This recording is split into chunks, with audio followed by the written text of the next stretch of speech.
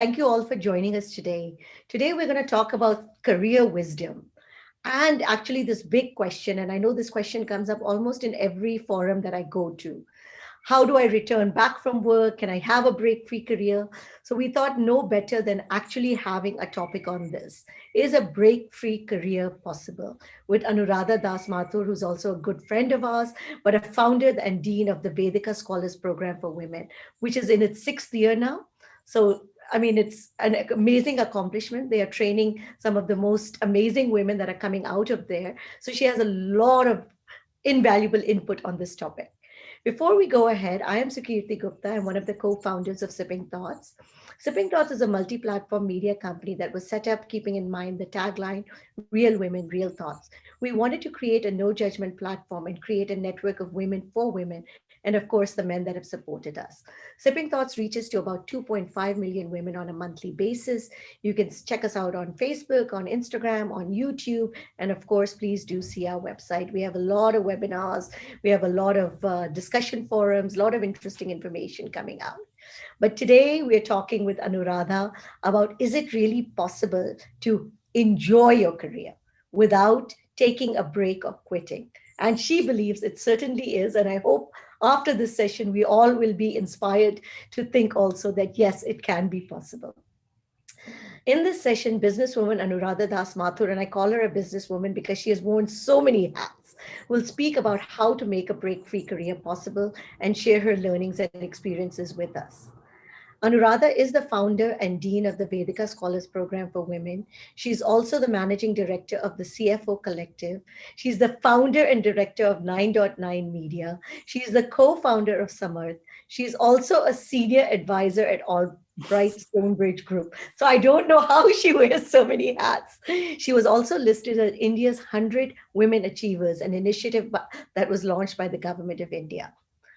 Anuradha received her BA in economics from the Lady Shri Ram College, Delhi University, and her MA in economics from Trinity College in Cambridge University. In 2016, she was also selected as the Yale Greenberg Global World Fellow. So amazing, amazing background. With that, Anuradha, first of all, welcome to Sipping Thoughts. We're so excited to have you here. No, thank you, Sukirti. It's absolutely a delight to be here. And, what I want to add to this long list of things that you've described me as, I think my main job is as a firefighter. So outside of the uniform, it's all here.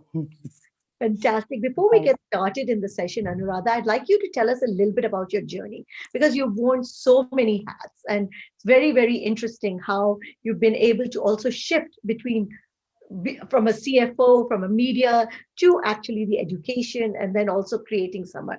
Tell us a little bit about your journey. Um, it's always surprising when people point that out as something sort of unique or extraordinary or special in my life. But somebody asked me many years ago, one of these pop psychology tests, and they ask you a question about, they ask you to imagine a ladder.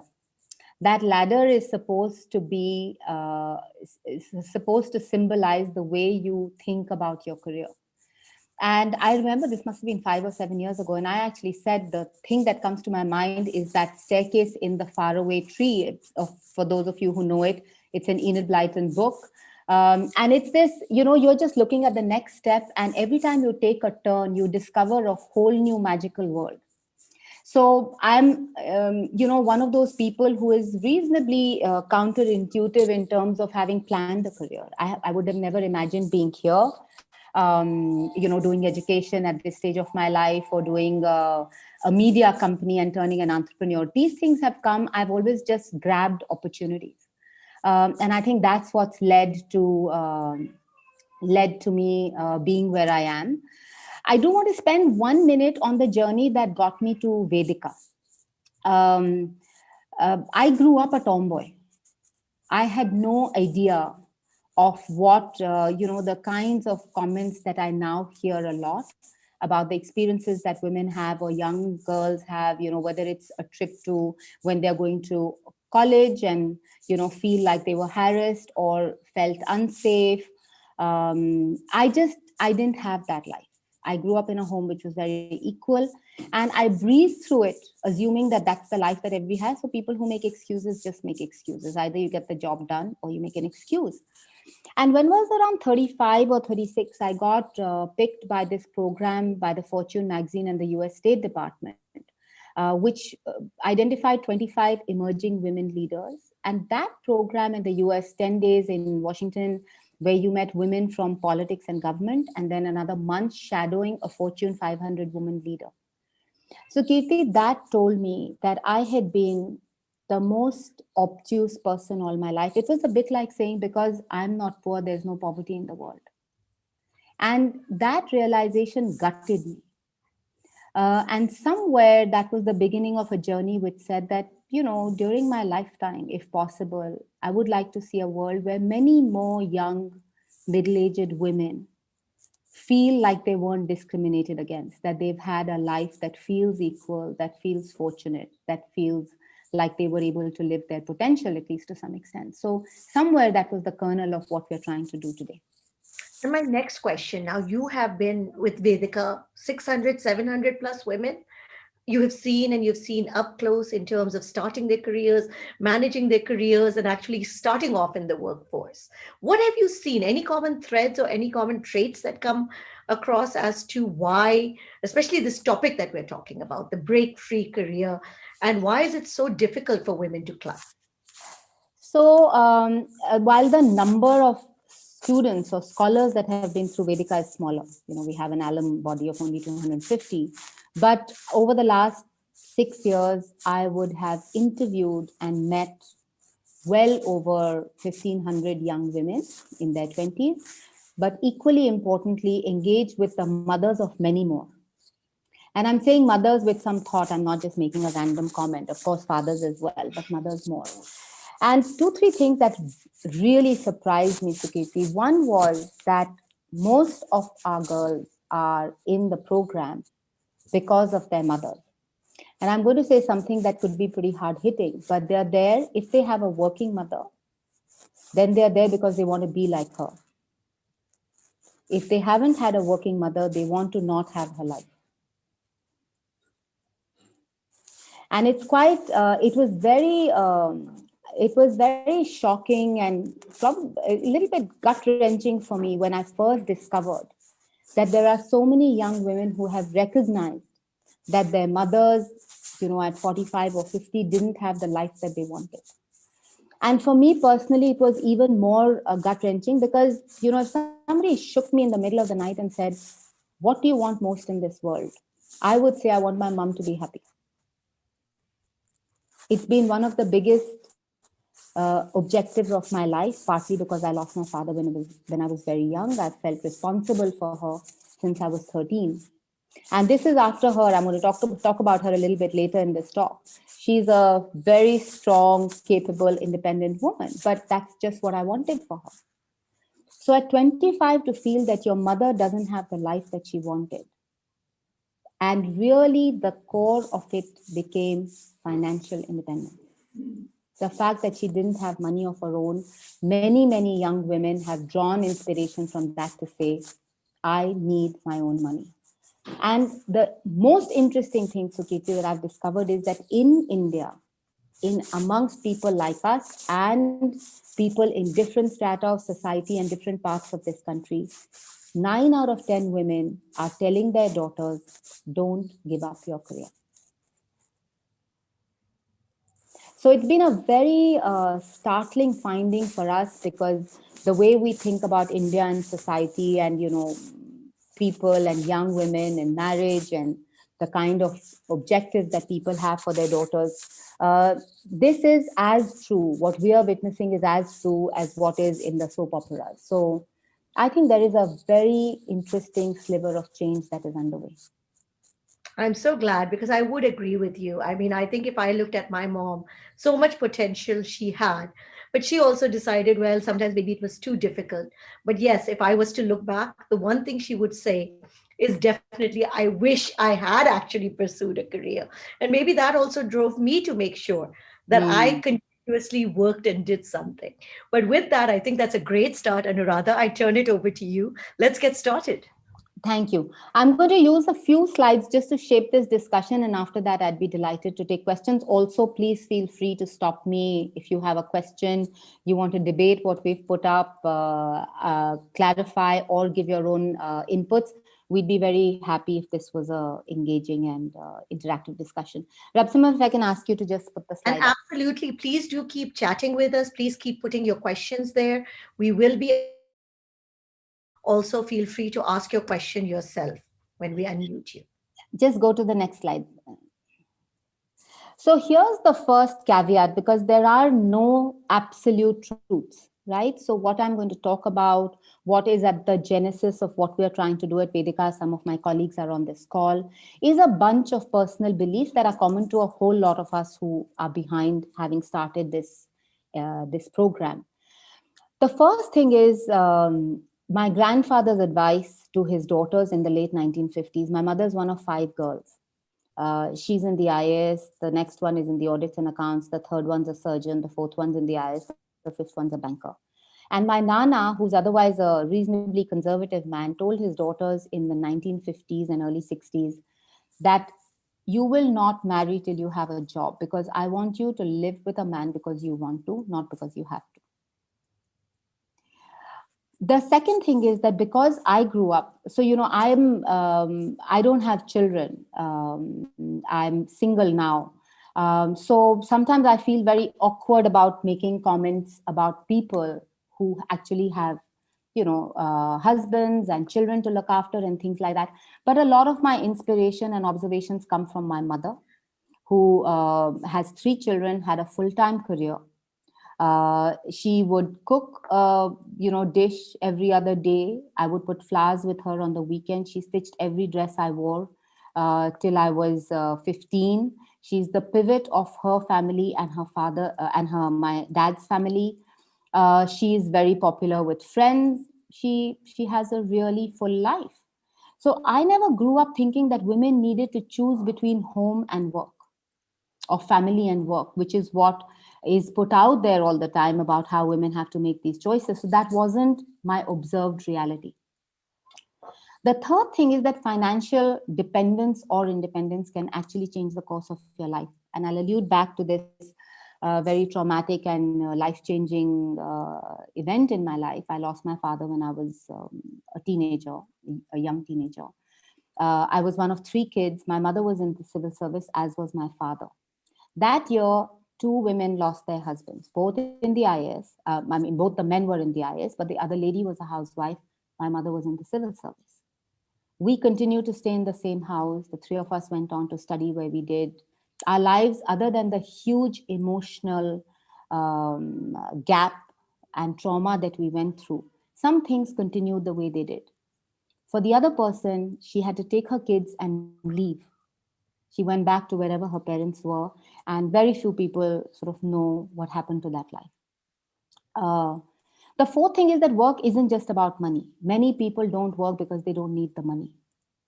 At least my belief, and a lot of us who are behind, like I said, Vedika, and things that I've observed in my life, work is about much more than money. In some ways, it defines you well beyond. I'm going to take 1 second to explain what I mean. I was interviewing a lady who had made all the sacrifices in her life around her career to be the best mom and wife.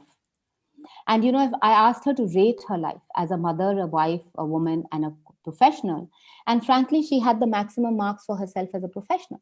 What happens is that we hand over the reins of who we are to other people if we live a life based on relationships and doing for others. There is no objectivity. If I can do everything I want to be a good wife, but if my husband doesn't think so, it's gone. Children in today's day and age will turn around and tell you pretty rude things when they're 15, 16, 18, 22, and it can wipe out many years of what you gave up. These are realities, right? They're not good or bad. They're just realities.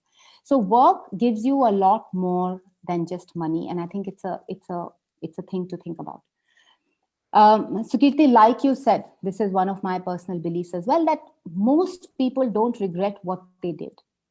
You get married, you're a committed wife, mother, you have children, you're great as a daughter-in-law, as a friend, as a sister. None of us have any regrets on that front. That's a big joy in our lives.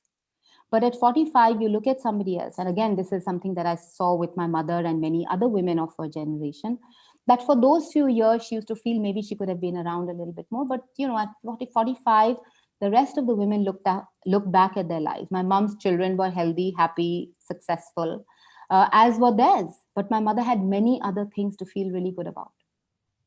And I think many other women felt that they could have done more. And the last thing is that this is not just about women. At least one of my very strong personal beliefs is that the burden of keeping people materially comfortable doesn't sit on the shoulders of men in this world. And the responsibility of keeping homes running without any paid labor and taking on the entire responsibility for the emotional and other help in a home should not sit on women. I think women and men both must have the option of following their heart. If men want to stay home, women should be able to carry the responsibility of earning. If women want to stay home, men should be. But I think both should have enough responsibility on all those spheres to be able to feel equal and be able to feel worthy and be able to feel like they are not cornered or trapped in the lives that they lead. Now, it's not like this is true of every person on this planet, but I think it's true for many more than we would like to admit. And therefore, based on these personal beliefs, our mission is to ensure financial independence for women, because we think all other dependence becomes easier to deal with, just a little bit, but a little bit. And the core of it is a life of dignity. And here's what our collective belief is, that dignity and dependence cannot coexist. And Anuradha, I'd like to stop you here because go back, Yes. because this is a very, very interesting statement, because a lot of women that are housewives and that do feel that they are dependent will say, do I not have dignity? I think that's a question for them to answer. I can tell you with an anecdote when this realization came to me, and again, it's a personal story. My grandmother was amongst the most, my nani was amongst the most cherished grandmothers. Her children loved her, and her husband, this is in the, they got married in the early 40s. For that generation, my nana absolutely doted on my nana. She had respect, she had freedom, she had whatever she wanted. And once my nana passed away, she really wanted to stay on in their home in Bhopal, but slowly and steadily she moved and she came to Delhi and started staying with my mom. People would drop in, and I'm, the first granddaughter that she has. We're very close to her because we grew up around her. I would go to see her every day. I went in the morning, she would say, Beta, sham ko aoge? In the evening, if I went to see her, she would say, Beta, subah aoge? And every now and then, despite the knowledge of how much this was about love, once in a while, Sukirti, as a full working person who was taking time out to go to see her, I would snap. And I would say, Arey, I'm sitting with you and you're talking about the next meeting. And I would flinch immediately after. And that's when I realized that this person has become so dependent for the joy and anything else in her life on other people, that she couldn't have felt good when I snapped. But this is after the respect, the love, everything that we wanted to give her, because I think it is human nature. When someone becomes completely dependent on you, I think the potential to sort of not respond to it like they would like every time, each time, becomes lesser. So I just feel, and it's how you view your own dignity. But I wouldn't say this with as much conviction if I hadn't interviewed 1,500 women over the last few years and heard this time and again from women. That when you have to ask for money to buy a sari for your mother because you don't work, and you may have a very generous spouse or the generous person, whoever earns the money, to have to ask doesn't feel great. Off comments about, oh, how come we spend so much in the house this month? Harmless comment from the other person, but I do think it pinches. And if somebody doesn't agree, I'd love to hear why they believe so. Absolutely. Please, we would love to hear your thoughts.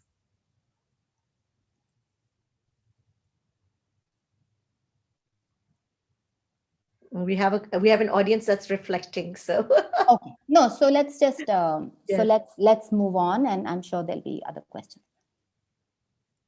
Now, here's the reality.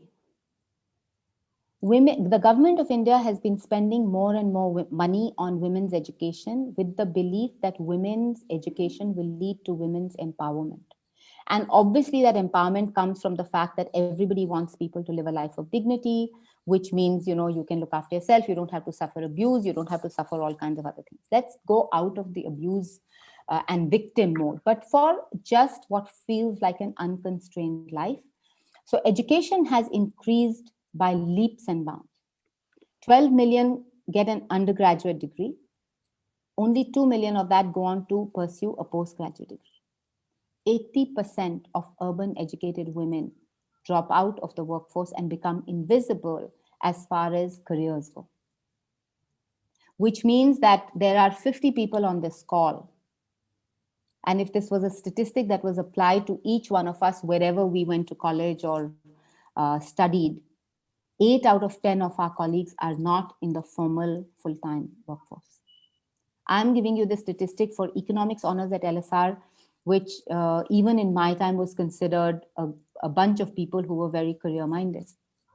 But I can tell you that even for me, I went to University of Chicago, business, Yeah. blah, blah, blah.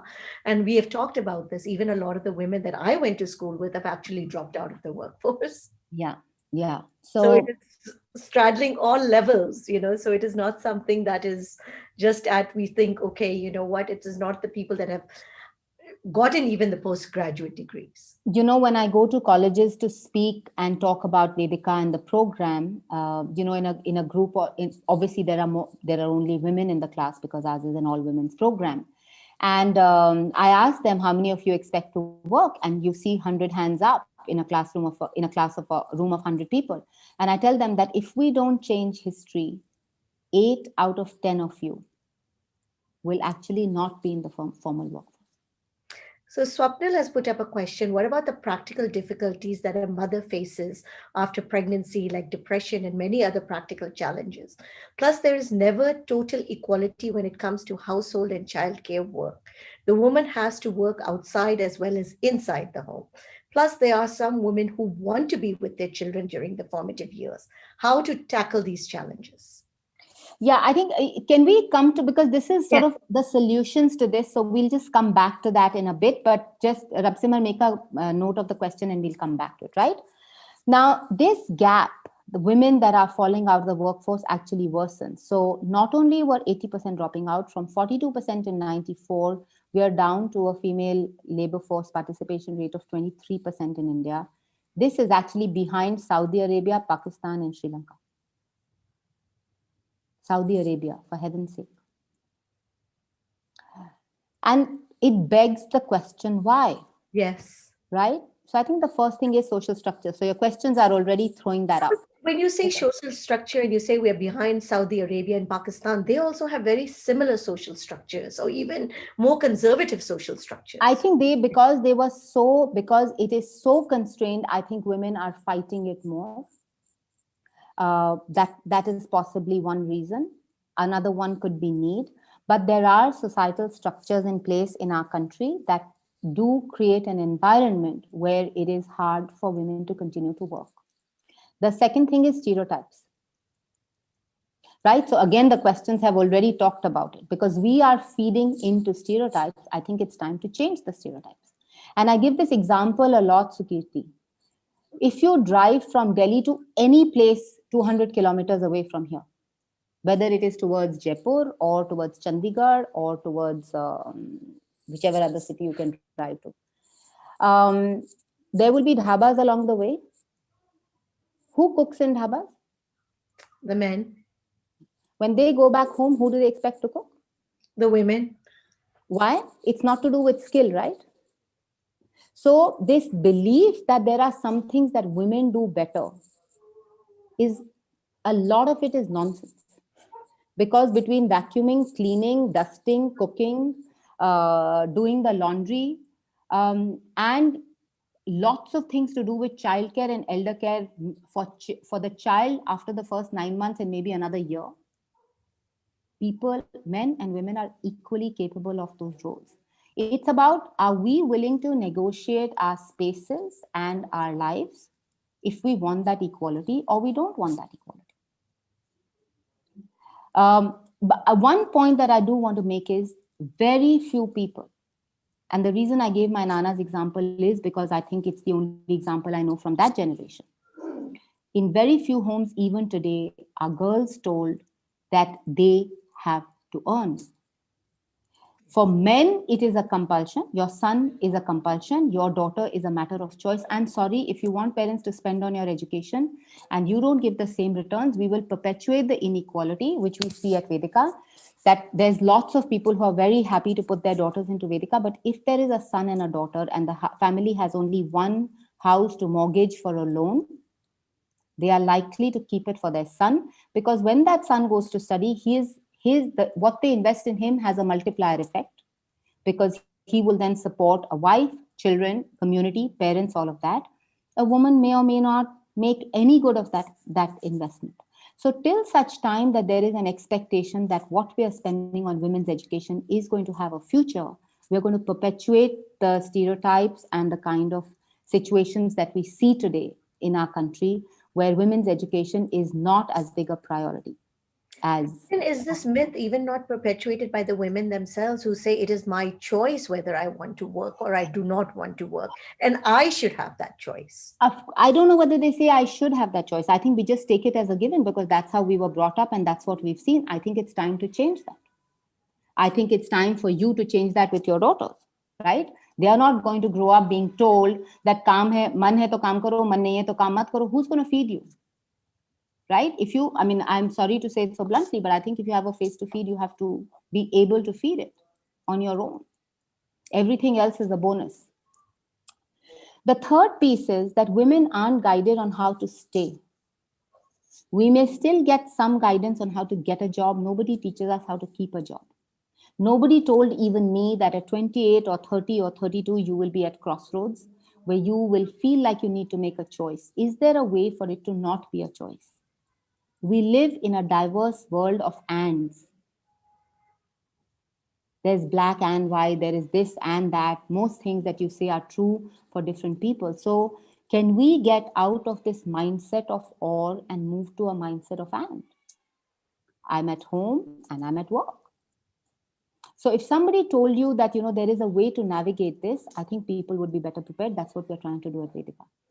And finally, we don't realize, I don't think women have acknowledged their ability to make a difference if they were aggregated and as a collective were contributing in a similar manner to society, to the economy, and to the world around them, which is really a sense of the big picture. And Rapsimar, if you move on, then this is the economic number, right? The world has worried about the brain drain in India for the last 30 years. So Kirti, this is the invisible brain drain. There's invisible women. This is the invisible brain drain. $770 billion is what can be added to India's GDP if we increase our labor force participation even by 10%.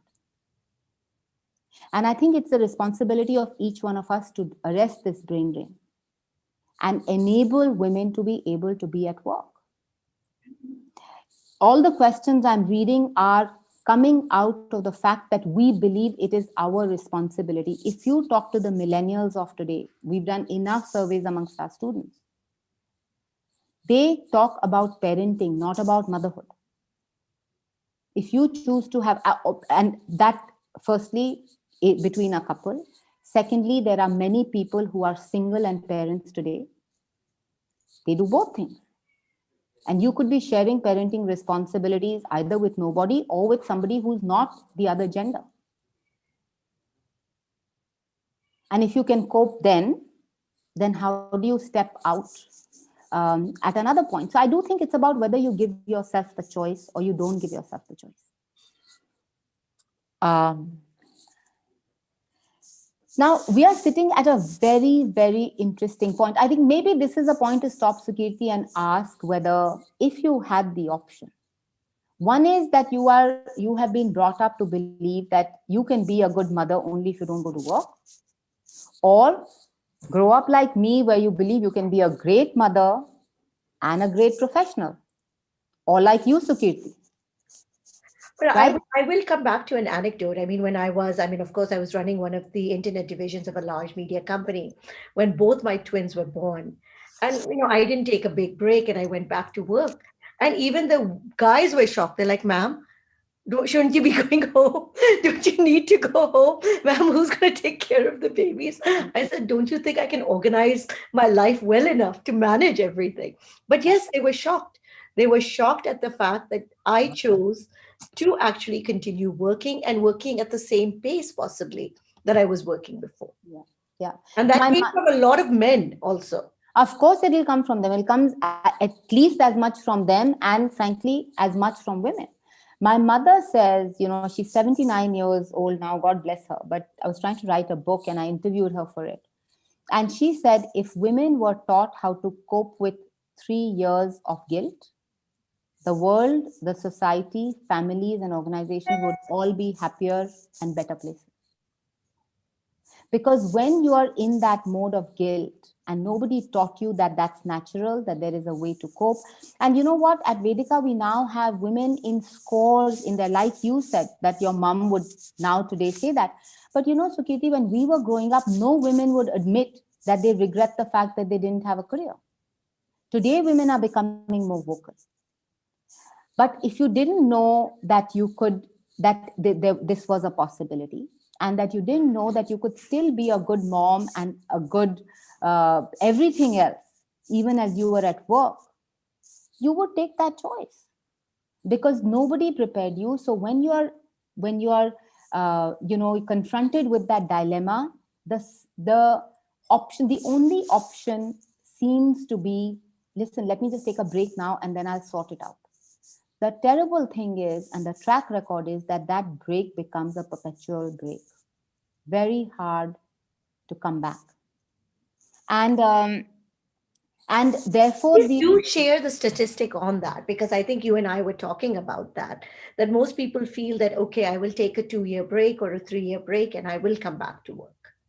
but our example of our colleges is exactly this statistic, right? None of those women went out saying, oh, I'll never work again.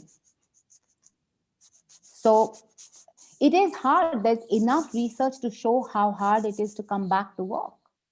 And the reason, therefore, at Vedika, the hashtag is young women, hashtag don't quit, because there is a way to manage those few years and then you get good at it. And there are lots of ways in which you can prepare your life to be able to do that. 50% of that is how you organize your family and your home. So if you cannot and you're not willing to sort of explore a better division of responsibilities within your home, it's a losing battle. But I think we are sitting at a cusp, and that's what I wanted to talk about. That we are sitting in the middle of this crazy pandemic. And what this crazy pandemic has done is brought to the fore many things that were required, which women used to ask for, and therefore they got the rough edge in the workplace. Because what was considered high performance, what was considered an ideal worker, what was considered the way to be at work was all defined by years and years and years of men being in the workplace. So when you wanted flexibility or you wanted work from home, it was a women's problem. The pandemic has had a disproportionate effect on women because we are still very much in the subdued patriarchal world that we live in. But what it has done is forced leaders, policymakers, CEOs to sit back and reimagine the workplace and an ideal worker, because we are getting the job done. Men are getting the job done sitting at home.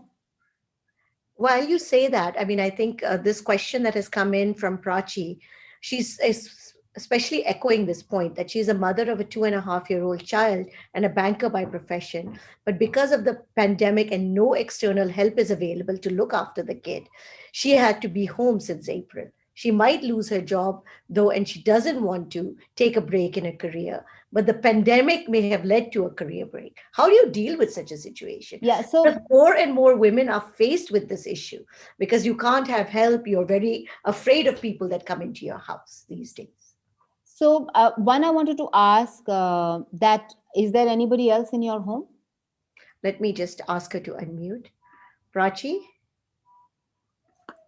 or if she wants to write it. Hello. Yes, go ahead, Prachi. Actually, my mother-in-law went with the surgery. So actually, she was looking after my kid last year before pandemic, and now she's like she's facing health issues, her own health issues. So actually, nobody to look after my kid at present, and because of this pandemic, I can't hire any maid or daycares are shut. So I'm like I'm on the verge of losing my job, which I don't want to actually. And do you have a, I mean, is there a partner? Do you have a husband or? Yeah, he is a software professional, software engineer, and he has work from home. And Uh, there's no sharing of responsibilities? yeah, it is there, but actually, it's mine is as I'm a banker by profession. I don't have any facility of work from home, like so I have to go, and we both are there to look after kids. So he being working from home and also handling the kid is difficult for him if I go out for my job. Yeah, the thing is, I mean, again, I'm going to come to that in one of the other slides on the importance of how you think about your domestic situation. So there are enough people I know, and while it is popularly said that you can't get domestic help today, enough people who genuinely want help, that you get a person, you get them COVID tested, you quarantine them in your house or a safe place where they meet nobody else for 10 days, and then they become your help. So it's not like there aren't solutions. I think, I mean, there every now and then there will be a situation in life where nothing seems to work, but I think we give up very quickly on options. And this domestic help situation is one of the biggest problems for women, because home situations, people sometimes don't want domestic help, people sometimes say I don't want food cooked by somebody else. And I feel like we've reached a stage in society where if you are not able to negotiate, saying, what, my job is more important than your wish to have food cooked by me, then it's a losing battle. And I think the skills we have to achieve are, can we, in a more cordial way, be able to have that conversation at home? And why is it that your job, that, I mean, I'm not saying this specifically to you, but in India, the standard thought is that the woman will give up her job.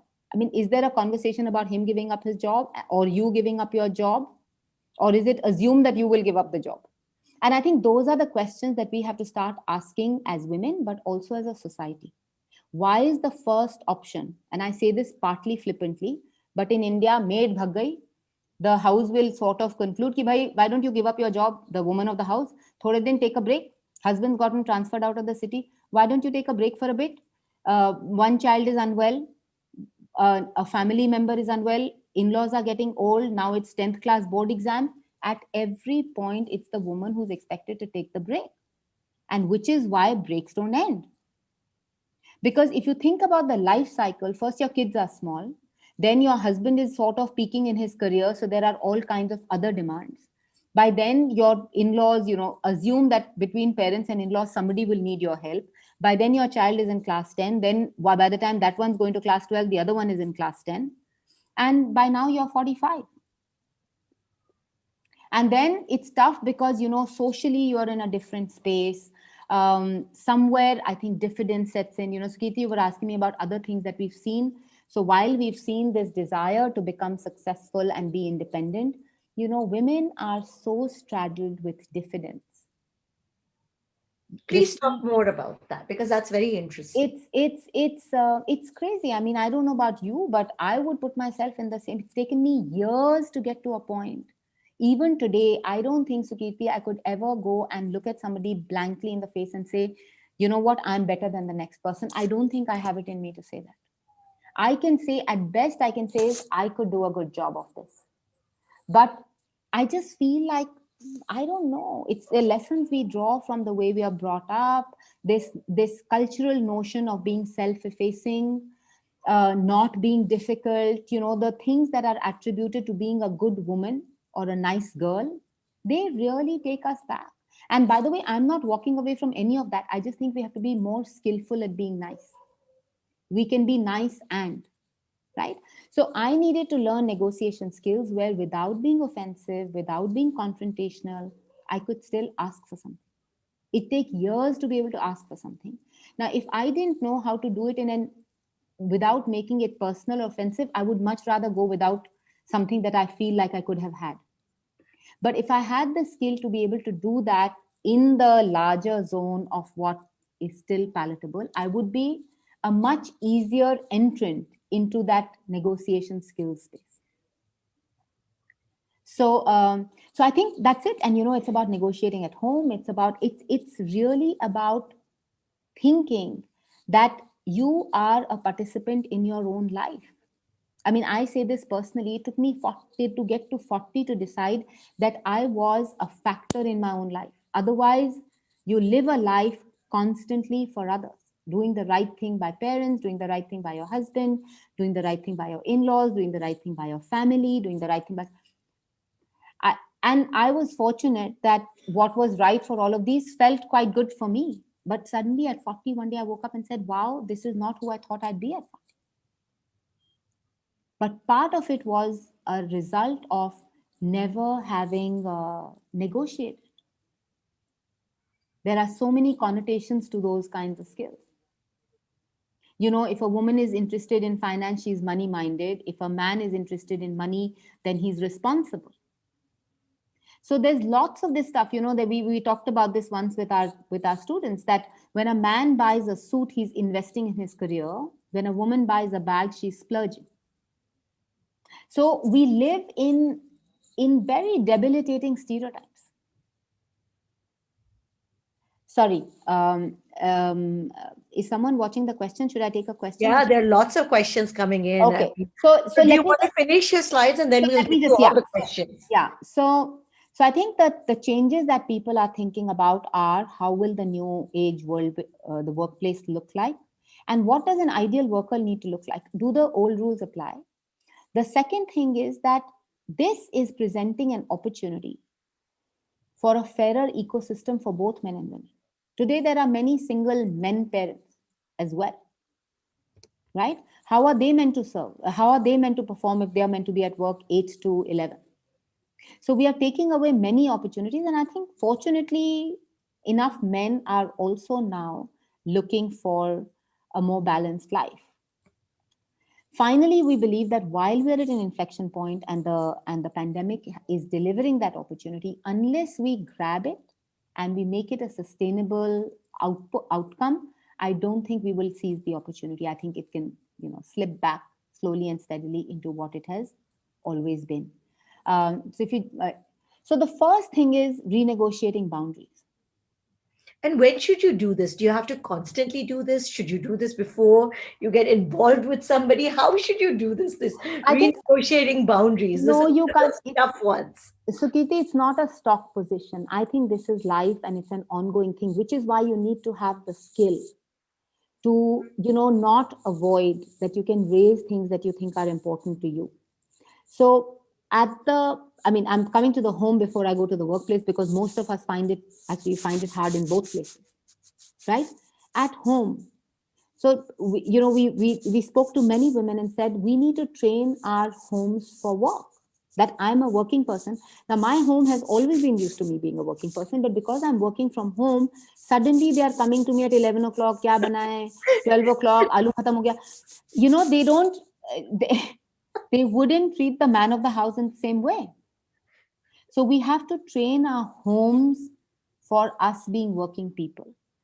This point, I believe in very, very fundamentally, that unless we create support structures and cheerleaders, which includes domestic help and family, we are going to take much longer, and it's going to be a much tougher ride to some of the things that we would like to see if we want careers. Personal guilt. ask yourself the questions. I mean, we are seeing the questions in the chat box. 9 out of 10 are rooted in guilt or a sense of what you are supposed to do or you should do. And I think we have to find the courage in ourselves to be brutally honest and say, is this guilt fair? And am I the only person to carry guilt in a home? Should guilt be shared, or should guilt be the responsibility of the woman of the house? And then conscious trade-offs in the limited time that you have. What are you willing to trade off? So I'll give you a very quick example. You were talking about people coming back to work. I'm very conscious about it, Katie. There was a lady, she was going to turn 50. She was very bright. She was a market research person. And when she was turning 50, I'd known her for many years. She said, I'm so ready to now be at work. So we carved out a role for her. And I said, do you want to work from home? She said, no, I want the full feeling of being at work, blah, blah, blah. She came, started to work. First thing was, so she said that she had to go to drop her child, and take a month in the US because they were going to start college. So I said, join after that. But she was keen to appear like a working professional. So she wanted to join. Then she took 1 month out. Then she came back. After that, lunch at my mother-in-law's today. Today, my husband is coming home early. Today is Karwa Chauth. Now there's Navratra. Now I'm going to Vaishno Devi. Now, the thing is, when you have spent a large part of your life being 100% of something, now you want to introduce work into that persona. It is not possible to remain 100% everything else and become 100% professional. We all have to be okay with being an 80% on all fronts. And 80-85% mom, 80-85% professional. This is if you're a high performer and headed towards what I believe is a happy life. And the second thing is that anyone who believes that their child's piano class has to be more important than a board meeting each time and every time, I think you have to re-examine your desire to have a career. Because we all need to know what is important at what point, right? One day it will be my home, another day it will be work, a third day it could be a friend, or it could be a voluntary role that I have taken on. But I think that to give yourself the right to decide what is important for you today, if you don't grab that right, then you're going to perpetuate that one stereotype that we all bought into, and we continue to live that stereotype. So, the first time that you're not going to be at a family lunch because you have been that person for 20 years, because you now want a career, is tough.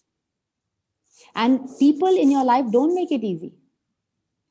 Snide remark, tum to bahut hi busy ho, tum to aajkal dikhti hi nahi ho. For a guy, it's a compliment. For me, it's an insult.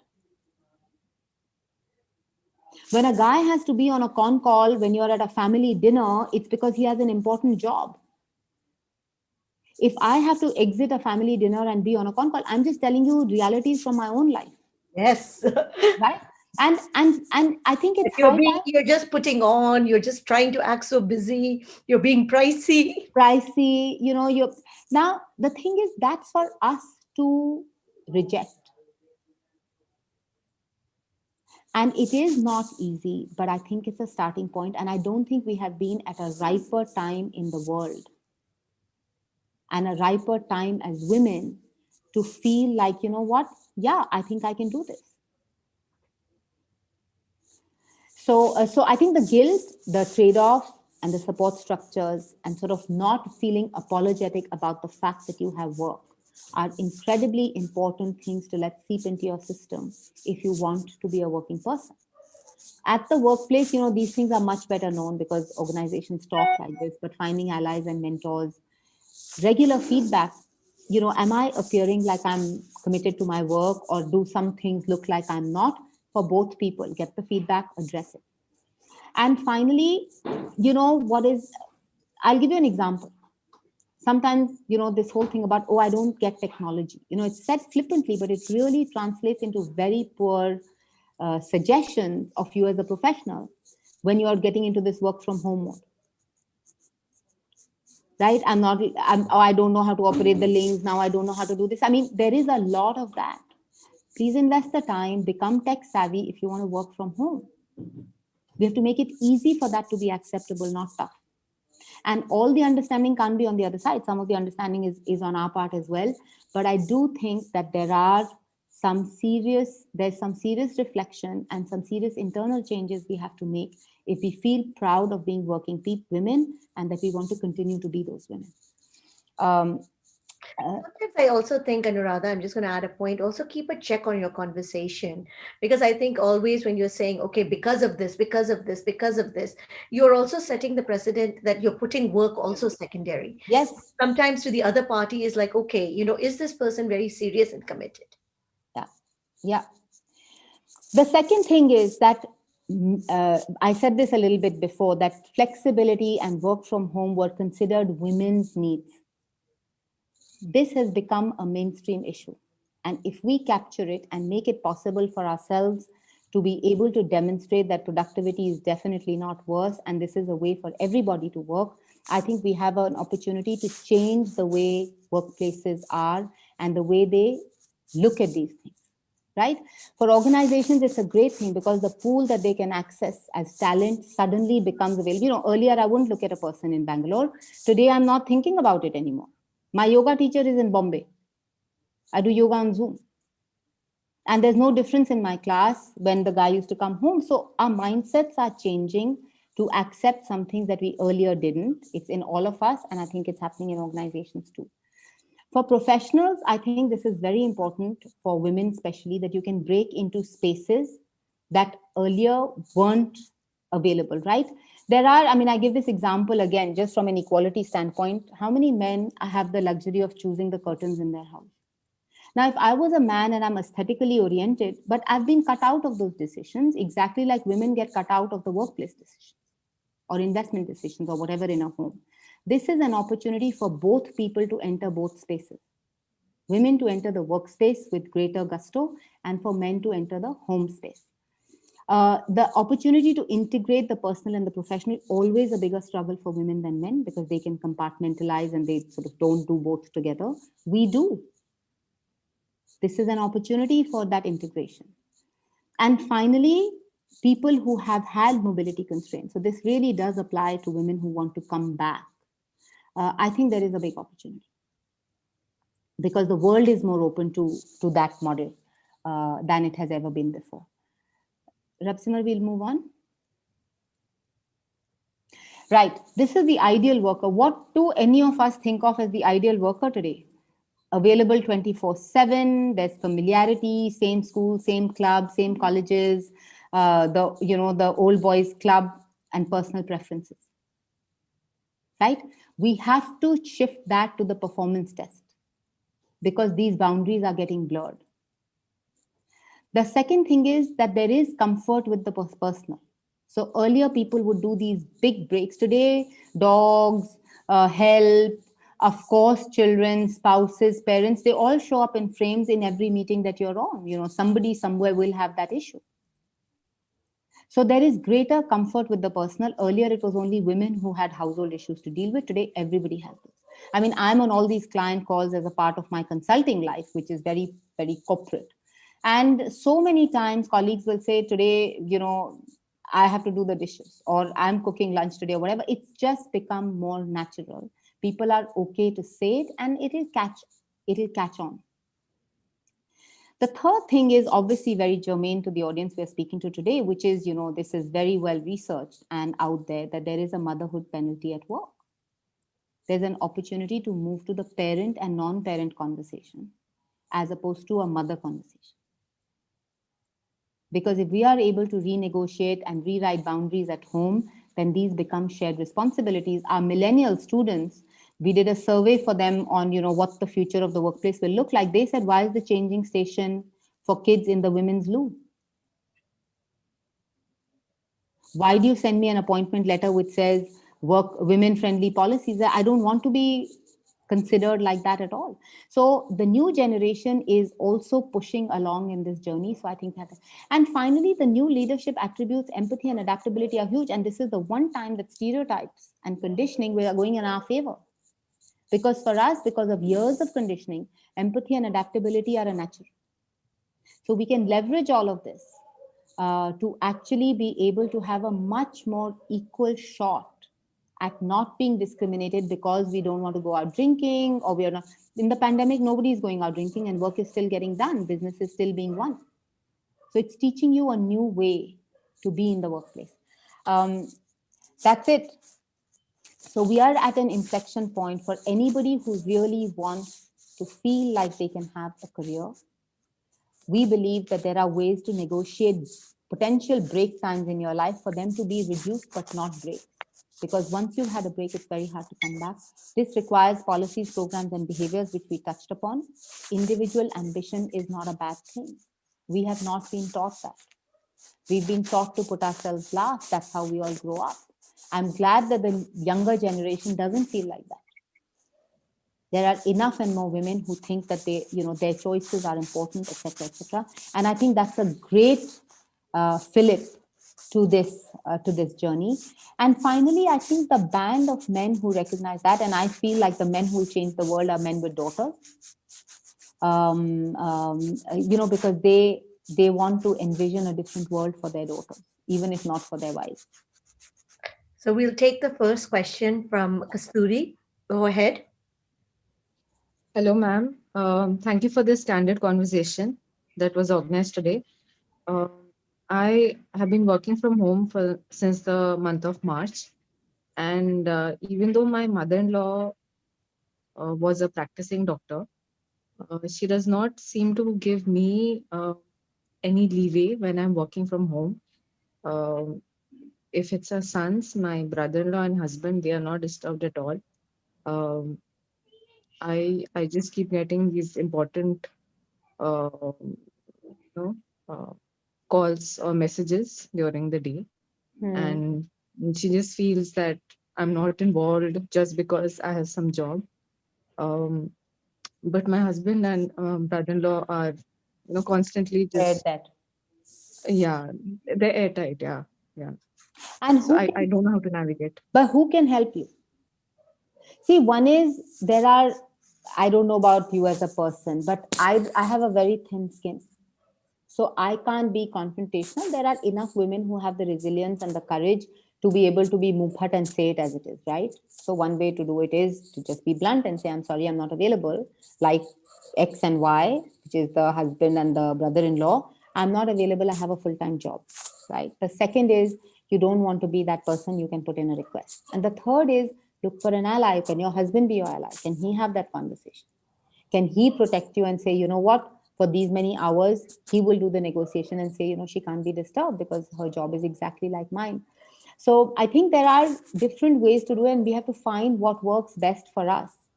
But I think what you shouldn't lose sight of is that this conversation needs to be had and that outcome needs to be achieved, even if it is step by step. Maybe it can start with 4 hours a day.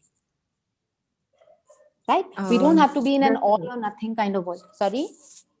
That's right. I had done that before. It was some laundry issue. She wanted me to put the clothes in the machine. So I asked my husband to do it. Fairly simple. She took such an offense on that she did not eat anything for 3 days straight. Yeah, so, I mean, these are behaviors. Trying to manipulate her husband and make everybody feel bad in the house. Yeah. For doing her bidding. Is that Kasturi speaking? Yes. Yeah. Kasturi, trailblazing is never, guilt. And it's never easy. This can't be easy. It's just that if we learn a nice way to have that conversation, and the thing is, you and I both know it. I don't know how old you are, but as you grow older, you realize that the same thing can't hurt with the same intensity 4 times over. Right? It hurts the most the first time. Hurts a little bit because it becomes an expectation the next time, then the third time, then the fourth time. But I think if the need to be able to manage is important enough for you, then that effort is important. Find the way that works for you best. And fine, she won't talk, she won't eat. The thing is, it becomes tough if everybody else is also against you. That's a really tough situation. But I think if you can find bits and pieces and piece it together, 1 hour today, 2 hours tomorrow, 3 scattered hours, whatever, but it's better than what you have right now. And then you slowly and steadily move towards what can work. And you hope that it doesn't become an extreme situation where, sometime extreme situation, but people can be very unreasonable. It's true. And the thing is, we have let people be unreasonable with us, right? We've indulged it. We indulged it for a long time. If there was no work from home, you wouldn't be objecting to it even today. The next question we'll take from Bhuvneshwari. Bhuvneshwari, go ahead. Hi, Anuradha. This is Bhuvneshwari from JWT. I have been your CFO Next recipient also. Very well spoken about all of this. And I love the way you said about negotiation. It is very apt. We need to learn our negotiations, whether it is with our internal customers or with our external customers. And negotiation strategies can be different. You can be more empathetic at home or more love and caring, and you can use different strategies. It need not be always very harsh or anything like that. But after hearing people like Kasturi, I have one thought today that this is becoming more of the woman at home versus the family. There is a conflict between what the family expects of a woman and what woman expects of herself. This, according to me, is a family and emotional issue. As long as the family's mindset is not changing and others in the family are not cooperating, if they don't want her to work, so be it. It should be a mutual decision. It can't be that every woman in the family has a conflict with what the family expects of her. Then it's a big trouble. But that's what has been going on for several decades now. And there is another point, which is not breaking the career, is from the operational, which is from the professional and from the organizational viewpoint. Which I think the society at large has to change. Like the revolution is happening now, that there are more changes to the policy, or all organizations are changing the policy. There is not only maternity leave, there are paternity leave in my company that I work for now. So many things are getting mandatory. Gender parity is getting arrested slowly and steadily, and gender pay gap is getting arrested. Similarly, a lot of more things have to happen on the not breaking the career for the woman, the topic that we're talking about today, and that will evolve. And men has to be part of these discussions, and so that they change along with the women. This has to be a radical change and has to be done at a society at large. This is my view. Thanks for the time. No, thank you. I agree with you, Bhuvneshwari, but the thing is that change doesn't happen social change doesn't happen overnight. And if each one of us decide that we will change even one person around us, I think we will have a revolution in the making. And it can be a quiet revolution. It doesn't have to be a Jantar Mantar, right? But I think to find the courage to, we start thinking of ourselves as not being nice. I'm not being nice. It's hard. It takes time to realize that, I'm not being nice. The other person is being really unreasonable. And some things you think are worth it to fight for. I think we're at a stage in society where if women don't fight for their financial independence, we are going to perpetuate years and years and years of patriarchy, which will just strangulate more and more and more women over time. So, the next question we'll take from Ankita, and that's the last one before we ask Anuradha her closing words. Ankita, go ahead. Hi, ma'am. I have been married 5 years back. And after my marriage, I came to know I have a sister-in-law who is mentally retarded. I wasn't aware of this before marriage, but still, I don't have mother-in-law. I tried to cope up with my father-in-law and sister-in-law. And for 2 years, I was like, I went under depression. So then now I'm having a baby boy who is turning 3. And my in-laws are like, either you come back and stay with us or you give separation to my husband. You get separate from him. But since my sister-in-law goes wild, so there is no safety for my baby. So I'm scared that what decision should I take in life, because I don't want to leave my husband because of... What does your husband want to do? Ma'am, he is not having... Actually, he's the youngest in the family. So he's not able to speak for him or his own self. He's under too much of family pressure. Yeah, this is obviously a more complex issue. And I have 3 sister-in-laws, ma'am. So this is patriarchy, that, The expectation from the daughter-in-law is very different from the daughters. And these are things we have to change slowly and steadily. And I feel like, again, I mean, I think you and your husband have to train together in being able to speak up. And at some point you start taking responsibilities for a family unit. And I think, in an ideal world, it'd be great if we could all live in joint families, be really nice to each other, look after people collectively. And frankly, you would chip in if there were 4 other people, right? If somebody was willing to watch over your baby at any given point in time, then, even if you have a sister-in-law who can sometimes become violent, the baby would have been watched. Obviously, if you're feeling that that is not a safe situation, I'm hoping that your husband shares that feeling, right? And that for the safety of your child, till such time that the kid is old enough to look after themselves, you need to stay out. Or find a way for the baby to be watched, or, whatever it is. But I think this is sort of outside the scope, because it's not really about your work, right? This is about negotiating a situation at home. Even though the principles are all the same, I do think it starts from some amount of courage. And do you work or you don't work? Sorry, 1 second. Ma'am, I used to work as a center head, but due to Corona, it was a new organization. So these days they have discontinued my job.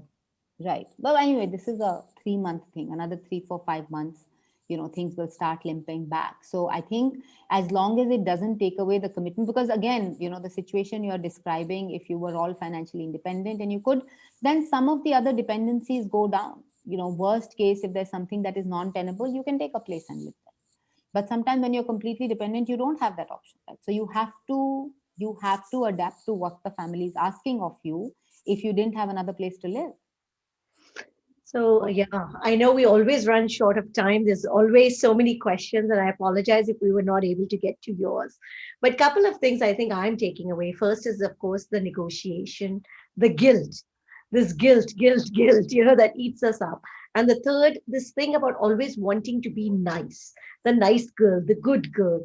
These are 3 of my takeaways, and it doesn't matter. I mean, even me being a CEO of an internet, I think I've faced all 3 of them, because this is so embedded in our minds that until we get rid of it.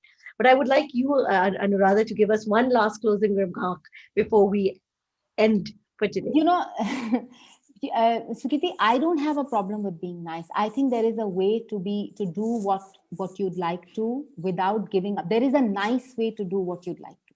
And I think that's what I'd encourage everyone to do. This is not a talk to say, come on, bear your sword and go out to fight. No, we are social beings. We like our families. We love our children, husbands, in-laws, parents, spouses, all of that.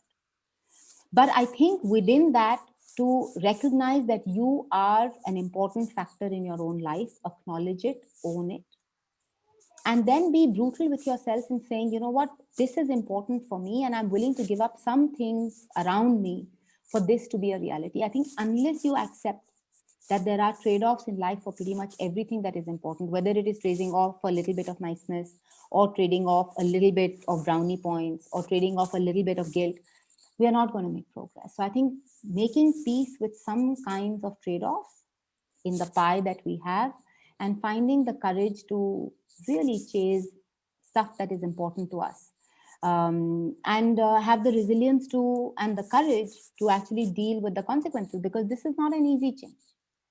It's a big change. We're trying to emerge from 5,000 years of patriarchy. It's not easy. Well, thanks a lot. A lot of people are saying great session. Amazing as always. Thank you for a great session. Thank you for a great session. Thanks, ma'am, for opening our eyes. So thank you, Anuradha, for being with us on Sipping Thoughts. And I thank all of you for joining us today. I wish you all a good night. Lots to think about. I think it's definitely, and don't quit. Every time I hear it, it registers a bit more. I'm saying hashtag don't quit. Yes, don't quit. We find a way around it. Don't quit. Yeah. Thanks a ton, Sukriti. This was great. Thank you. Thank you. Have a Bye-bye. good night, everyone. Thank you. Bye-bye.